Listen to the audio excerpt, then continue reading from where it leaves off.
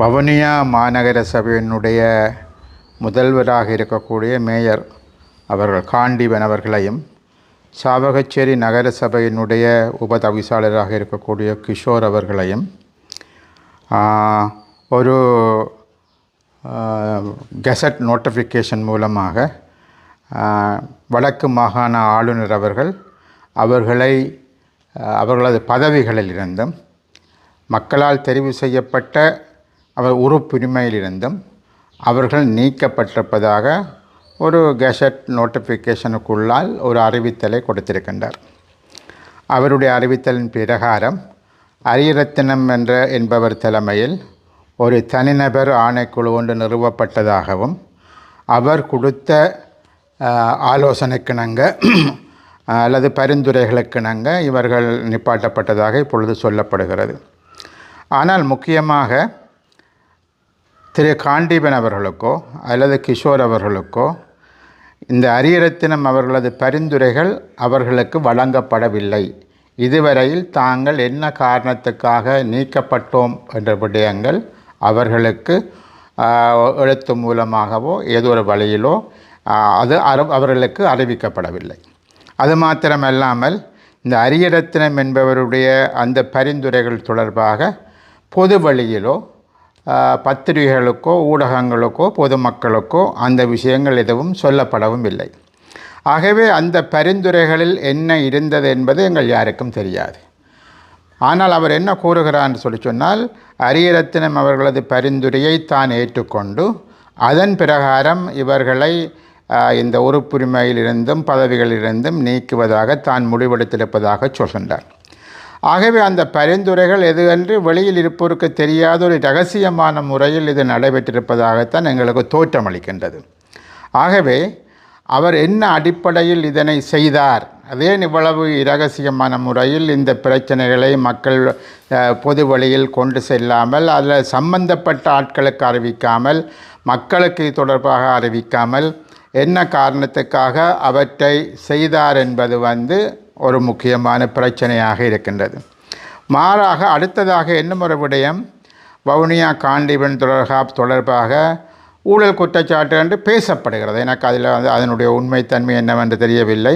அதே போல் சாவகச்சேரி கிஷோர் அவர்களை பொறுத்தவரையில் உள்ளூராட்சி ஆணையாளருடைய சுற்று நிருபத்தை அவர் புறக்கணித்ததென்றும், அந்த சுற்று நிருபத்தை அவர் கிழித்தறிந்தார் என்று சொன்ன அடிப்படையிலும் அந்த விடயங்கள் சொல்லப்படுகிறது.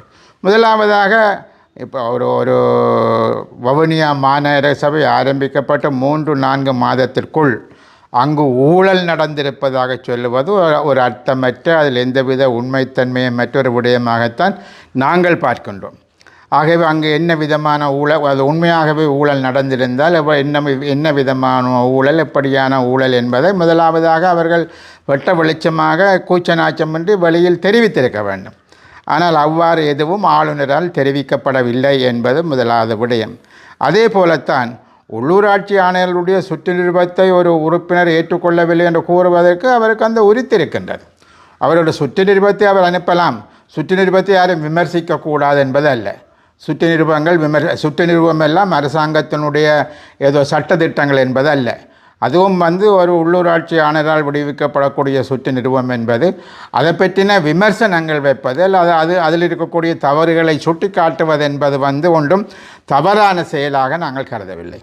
ஆகவே அந்த வகையில் அவ்வாறான ஒரு சாதாரணமான ஒரு விமர்சனத்தை வைத்தது என்பதற்காக அவரை பதவியிலிருந்து மாத்திரமல்ல உறுப்புரிமையிலிருந்து நீக்குவதாகவும் கவர்னர் ஒரு முடிவு எடுக்கிறார் என்று சொன்னால், அது என்ன அடிப்படையில் அவ்வளவு பாரதூரமான முடிவுகளுக்கு ஆளுநர் போயிருக்கிறார் என்று சொன்ன ஒரு கேள்வி எழுகின்றது. ஆகவே இவர்கள் இந்த முதலாவதாக பரிந்துரைகள் என்ன என்பது மக்களுக்கோ சம்பந்தப்பட்டவருக்கோ தெரிவிக்கப்படவில்லை என்பது ஒரு விடயம். ரெண்டாவது விடயம் இந்த விடயங்கள் தொடர்பாக ஆளுநருக்கு இதற்கான அதிகாரங்கள் இருக்கிறதா? ஒரு சமயத்தில் அவர் ஒரு முதல்வர் பதவியில் இருந்தோ, அதாவது மாநகர முதல்வர் பதவியில் இருந்தோ அல்லது பிரதேச நகர சபையினுடைய உதவி தவிசாளர் பதவியிலிருந்தோ அவர்களை நீக்குவதற்கு அவருக்கு அதிகாரம் இருக்கென்று கூறலாம். ஆனால் மக்களால் தெரிவு செய்யப்பட்டவர்களை, மக்கள் தேர்ந்தெடுத்தவர்களை இவர் ஒரு தான் தோன்றித்தனமான முறையில் அவர்களை உறுப்புரிமையிலிருந்து நீக்குவதற்கு இவருக்கு யார் அதிகாரங்கள் கொடுத்தது? ஒன்றில் அவர்கள் நீக்கப்பட வேண்டியவர்களாக இருந்தால் அது கட்சிக்கு அந்த அதிகாரம் இருக்கின்றது. ஒருவர் தவறிழைத்தால் அவரை நீக்குவது மாத்திரமில்லை, அது கூட தேர்தல் ஆணையாளருக்கு அவர்கள் அறிவிக்க முடியும். என்னென்ன காரணங்களுக்காக நாங்கள் அவரை நீக்குகிறோம் என்று தேர்தல் ஆணையாளருக்கு அறிவிக்க முடியும். தேர்தல் ஆணையாளர் தான் அது சம்பந்தமான இறுதி முடிவை எடுப்பவராகவும் இருக்கின்றார். ஆகவே அவ்வாறான ஒரு நிலை இருக்கிற பொழுது ஆளுநர் தான் விரும்பியவாறு ஒருவரை நிறுத்துவது, அவர் மக்களால் தெரிவு செய்யப்பட்ட அவரது உறுப்புரிமையை இல்லாமல் செய்யக்கூடிய அளவுக்கு அவருக்கு அதிகாரம் இருக்கிறதா என்ற ஒரு பாரிய கேள்வி எழுந்திருக்கின்றது. எம்மை பொறுத்தவரையில் அவர் அப்படியே நிலை வருமாக இருந்தால் அது நீதிமன்றத்துக்கு சமர்ப்பிக்கப்பட்டிருக்க வேண்டும். நீதிமன்றம் அதற்கான விடயங்களை விசாரணை செய்து அவர் நீக்கப்பட வேண்டுமா இல்லையா என்ற ஒரு தீர்மானத்துக்கு வர வேண்டும். இலங்கையில் நீதித்துறை என்று ஒன்று இருக்கிறது. ஆகவே இவ்வாறான ஜனநாயக விரோத நடவடிக்கைகள் ஊடாக ஒருவரை நிறுத்துவது போன்ற விடயங்களை அது ஒரு ஆளுநரும் செய்ய முடியாது, ஜனாதிபதியும் செய்ய முடியாது.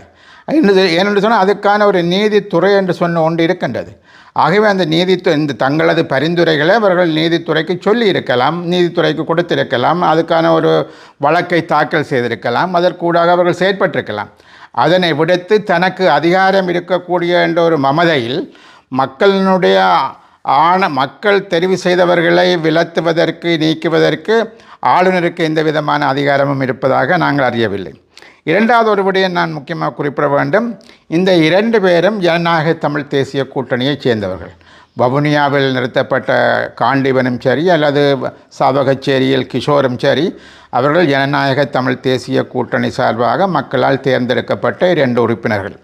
அவ்வாறு இருக்கையில் எங்களுக்கு ஒரு ஐயம் ஏற்படுகின்றது. என்ன, ஜனநாயக தமிழ் தேசிய கூட்டணியில் ஈழமக்கள் புரட்சிகர விடுதலை முன்னணி EPRL, டெலோ, புலோட், சமத்துவ இயக்கம் மற்றும் ஜனநாயக போராளிகள் போன்ற 5 அமைப்புகள் இருக்கின்றன. இதில் புலோட் அமைப்பு அவர்களும் இருக்கின்றார்கள். ஏற்கனவே பல வருஷங்களுக்கு முன்பாக இப்பொழுது இருக்கக்கூடிய ஆளுநர் என்பவர் முந்தி அரசாங்க அதிபராக இருந்த காலகட்டத்தில் திரு சித்தார்த்தன் அவர்கள் ஒதுக்கிய பணம், சுன்னாகத்தில் ஒரு ஒரு போஸ்ட் ஆஃபீஸ் கட்டுவதற்காக ஒதுக்கிய பணம் போஸ்ட் ஆஃபீஸ் முழுமையாக கட்டுப்படாமலே அறகுறையான நிலையிலே அதெல்லாம் முடிந்து விட்டதாக சொல்லி அதனை கண்ட்ராக்ட் எடுத்தவரையும் அதிலிருந்து நிப்பாட்டி அந்த கட்டடம் முழுமையாக முடியாமல் ஒரு வருஷம் விழுபட்டு பிறகு திரு சித்தார்த்தன் அவர்கள் பாராளுமன்றம் சென்று பாராளுமன்றத்தில் பேசி மீண்டும் காசு ஒதுக்கப்பட்டுத்தான் அதனுடைய வேலைகள் முடிவடைந்தது. ஆகவே நாங்கள் இப்போ ஆளுநருடைய பழைய விடயங்களை கிளறுவதற்கு நாங்கள் விரும்பவில்லை. ஆனால் ஆளுநர் அவ்வாறான ஒரு ஐயத்தில், அதாவது இந்த நீக்கப்பட்டவர்கள் 2 பேரும் ஜனநாயக தமிழ் தேசிய கூட்டணியைச் சேர்ந்தவர்களாக இருந்தாலும் முக்கியமாக அவர்கள் புலட் அமைப்பை சார்ந்தவர்களாகவும் இருக்கிறார்கள். ஆகவே எங்களுக்கு ஒரு ஐயம் தோன்றுகின்றது, இவர் அது ஒரு பழிவாங்கல் முயற்சியாக கவர்னர் இதனை செய்திருப்பாரா? ஏனென்று சொன்னால் அவர் உண்மையாகவே இவரை விலத்த வேண்டிய அளவுக்கு அவர்கள் பாரதூரமான குற்றங்கள் இழைத்தவர்களாக நாங்கள் கருதவில்லை. அந்த பாரதூரமான குற்றங்கள் இருந்திருக்குமாக இருந்தால் அது வேறு விடயம். ஆனால் அப்படி இல்லாமல் இவர் செயற்படுவது என்பது சில சமயங்கள் பல காலத்துக்கு முன்னுக்கு நடந்த ஒரு விடயத்துக்கு இப்பொழுது அவர் ஏதோ ஒரு பழிவாங்குவதாக எண்ணிக்கொண்டு அதனை செய்கிறாரா என்று எங்களுக்கு விளங்கவில்லை. இல்லாவிட்டால் ஆளுங்கட்சிக்கு சார்பாகத்தான் நடப்பதாக தோற்றமளிக்க விரும்புகிறாரா என்று சொன்னால் வவுனியா போன்ற பிரதேசங்களிலும் சரி, அது முக்கியமாக அங்கு நாங்கள் பல கட்சிகள் ஒன்று சேர்ந்துதான் இப்பொழுது அந்த வவுனியா மாநகர சபை என்பது இயங்கி வருகின்றது.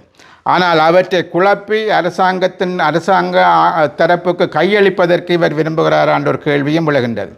ஆகவே இவ்வாறான ஜனநாயக விரோதமான நடவடிக்கைகளை தமிழ் தரப்பால் எங்களால் 1% ஏற்றுக்கொள்ள முடியாது.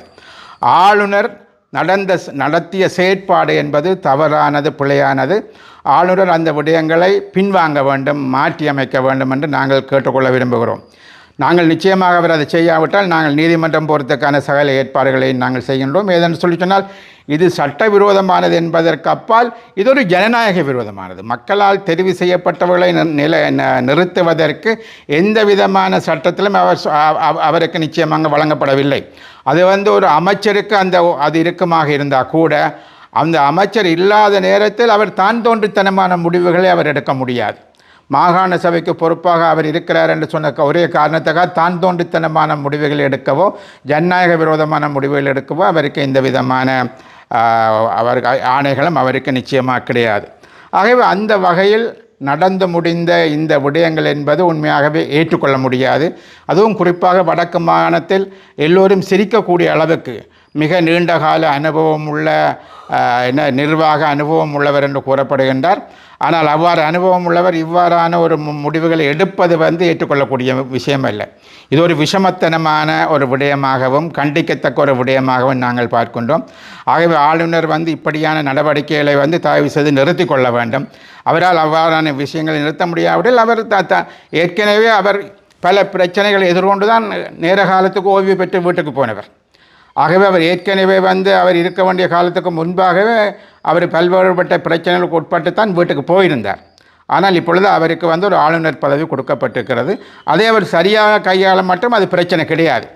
ஆனால் அவர்கள் ஏனைய கட்சிகளை பழிவாங்குவதன் மூலமாகவோ ஆளுந்தரப்புக்கு கூஜா தூக்குவது போன்ற செயற்பாடுகள் மூலமாகவோ அவர்களது உறுப்புரிமையை பறிப்பதென்பது, மக்களால் தேர்ந்தெடுக்கப்பட்ட அந்த நிலைகளை இல்லாமல் செய்வதென்பது ஏற்றுக்கொள்ளக்கூடிய விடயமல்ல. ஆகவே நாங்கள் மிக மிக இதனை கண்டிக்கிறோம். நாங்கள் நிச்சயமாக இதற்கு எதிராக நாங்கள் நீதிமன்றம் செல்வோம். ஆனால் அவர் இந்த விடயங்களை கவனத்தில் எடுத்து ஆளுநர் செயற்பட வேண்டும் என்று மீண்டும் கேட்டுக்கொள்ள விரும்புகின்றோம். சமகால நிலைமைகள் தொடர்பாக ஜனநாயக தமிழ் தேசிய கூட்டணியின் ஊடக பேச்சாளர் சுரேஷ் பிரேமச்சந்திரனின் ஊடக சந்திப்பு யாழ்ப்பாணத்தில் இன்று இடம்பெற்றது.